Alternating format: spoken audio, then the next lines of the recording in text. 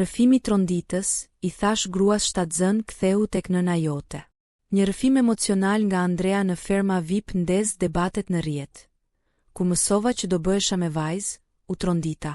Një moment i papritur dhe emocional nga banori i ferma VIP, Andrea, ka shkaktuar një reagim të gjerë në rrjetet sociale.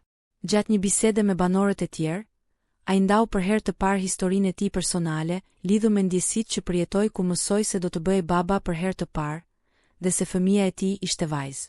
Po punoja në ser ku më lajmëruan, më thanë që ishte vajzë. Mu duk si ku më ra qielli mbi kokë. Tregoja Andrea me ndjeshmëri, duke kujtuar momentin që e përmbysi emocionalisht. Reagimi i tij i parë ndaj bashkëshortes ishte: "Bëj gati valigjen dhe ikte nëna jote." Deklarata shkaktoi habi mes banorëve dhe në publik. Por Andrea shpjegoi se ky reagim vinte nga ndikimi i një edukimi të thellësisht tradicional, ku lindja e djemve shihej si më e dëshirueshme. Ajo që preku më shumë ishte ndryshimi i thellë i tij me kalimin e kohës. Andrea rrëfeu se, pasi përjetoi atësinë dhe më pas u bë baba për herë të dytë, sërish me vajzë, gjithçka ndryshoi brenda tij. Kur lindi vajza e dytë, mezi e prita. Tani e di çfarë do të thotë të kesh vajzë.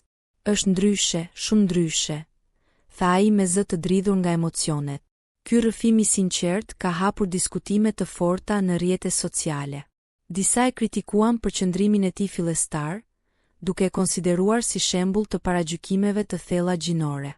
Por një pjesë tjetër e komentuesve e vlerësuan për guximin për të folur hapur, si dhe për ndryshimin personal që ka përjetuar, një dëshmi që tregon fuqinë transformuese të prindërimit dhe të dashurisë së pakushtëzuar.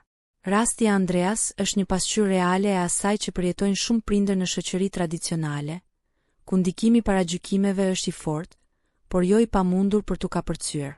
Në fund të ditës, ai na kujton se dashuria ndaj fëmijës nuk një gjini. Ajo thjesht ndodh, rritet dhe forcon çdo pjesë të shpirtit.